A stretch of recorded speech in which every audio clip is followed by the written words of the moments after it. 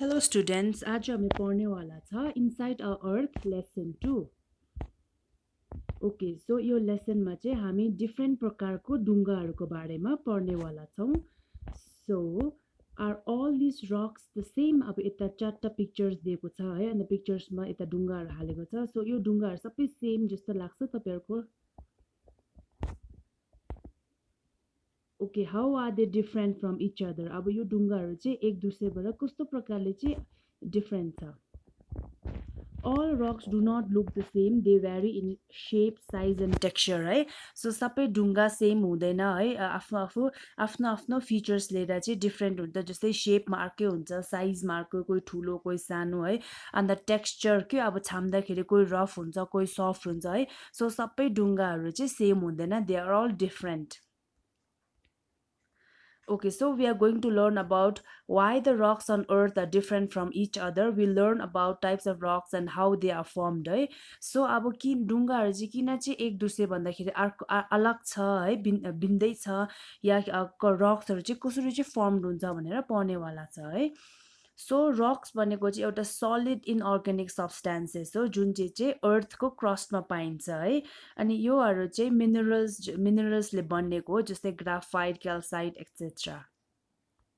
So on the basis of formation, rocks are classified into 3 types, है। So rocks लाई चाहिँ 3टा प्रकारमा छुटाएको छ, जस्तै igneous rocks, sedimentary rocks र metamorphic rocks, है। So हामी igneous rocks को बारेमा पढ्नेवाला छौँ है।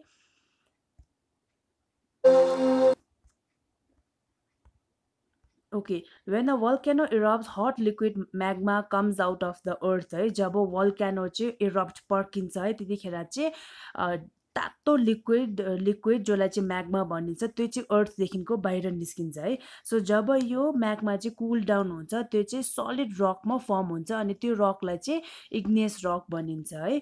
अनि इग्नेस भन्ने वर्ड चाहिँ ल्याटिन वर्ड हो, जुन चाहिँ अब इग्नेस भनेको सिमिलर टु संस्कृत वर्ड अग्नि है, and means fire. So magma is the molten material in the upper part of the mantle. Igneous rocks were the first rocks to be formed. Igneous rocks चाहिँ first rock हो जुन चाहिँ form भएको है, त्यसले गर्दा they are known as primary rocks.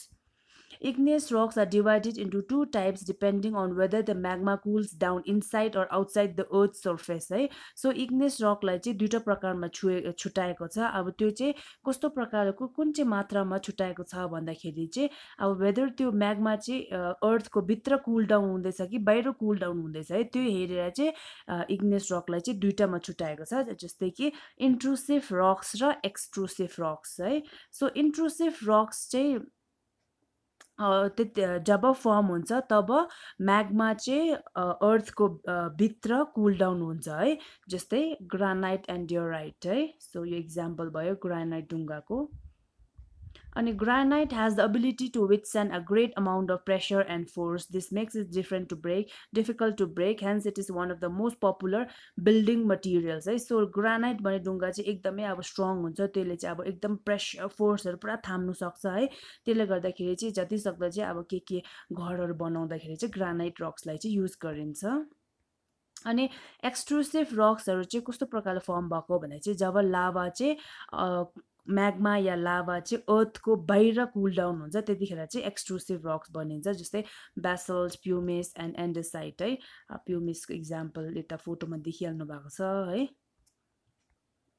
अनि बेसल्टको example. Okay, extrusive igneous rocks form from lava that cools quickly. As a result, these rocks are fine-grained or lack crystal growth. Okay, अब sedimentary rocks को बारेमा है। Okay, over a period of time, because of the pressure, the sediments would compress and harden to form layers of rocks, है। These layered rocks are called sedimentary rocks, है। अब sedimentary rocks चाहिँ कसरी form भएको भन्दाखेरि अब over a period of time है, अब टाइम बित्दै जान्छ, त्यतिखेर चाहिँ अब प्रेसरले गर्दाखेरि चाहिँ सेडिमेन्ट्स है, सेडिमेन्ट्स भनेको चाहिँ अब डिफ्रेन्ट प्रकारको अब ढुङ्गा या कुनै प्रकारको त्यो के भन्छ जम्मा हुने कुराहरू चाहिँ कम्प्रेस हुन्छ अनि हार्ड हार्ड भएर चाहिँ डिफ्रेन्ट लेयर फर्म गर्छ अनि त्यसलाई चाहिँ सेडिमेन्ट्री रक्स भनिन्छ हो। अनि सेडिमेन्ट्री भन्ने वर्ड चाहिँ ल्याटिन वर्डबाट आएको, जस्तै कि सेडिमेन्टम जुन चाहिँको मिनिङ हो सेटलिङ डाउन है। सो हामीलाई याद छ कि अब सेडिमेन्ट्री रक्स चाहिँ कस्तो फर्म हुन्छ भनेर है, जब अब ग्रेट प्रेसरले गर्दाखेरि सेडिमेन्ट्सहरू चाहिँ डिपोजिट हुँदै जान्छ अनि लेयर फर्म गर्दै जान्छ, त्यतिखेर चाहिँ सेडिमेन्ट्री रक भनिन्छ। त्यसले गर्दा नाम पनि सेडिमेन्टम जुन चाहिँ अब ल्याटिन वर्ड हो त्यसको मतलब चाहिँ सेटलिङ डाउन है। So we know that the sediment settle down है, द सेटल डाउन हुँदाखेरि चाहिँ सेडिमेन्ट्री रक्स फर्म हुन्छ। Limestone is an example of sedimentary rock. Sandstone is also an example of sedimentary rock. Okay, अब metamorphic rocks है। So metamorphic rocks चाहिँ कहिले form हुन्छ भन्दाखेरि जब igneous and sedimentary rocks are subjected to very high conditions of heat and pressure, they change physically or chemically to form metamorphic rocks. This process takes place below the earth surface है।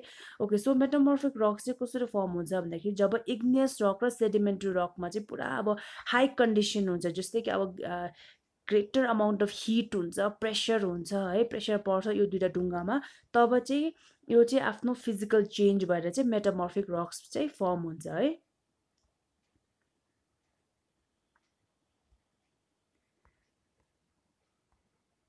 Okay, अब rock cycle, we'll see about rock cycle. Rocks can change from one type to another है। Rocks चाहिँ अब एउटा टाइपदेखि अर्को टाइपमा change हुनसक्छ है। So when the molten magma cools it solidifies to form igneous rocks है। Due to exposure to rain and wind, igneous rocks are broken down into small particles and transported and deposited to form sedimentary rocks. And when the igneous and sedimentary rocks are subjected to heat and pressure, they change into metamorphic rocks. Already हामीले पढिहाल्यौँ है। The metamorphic rocks which are still under great pressure, heat and pressure melt to form molten magma है। Okay, so the different ways in which you have seen rocks being used in your daily life हो, यो चाहिँ अब तपाईँले उयो गर्नु पर्यो, homework गर्नु पर्यो।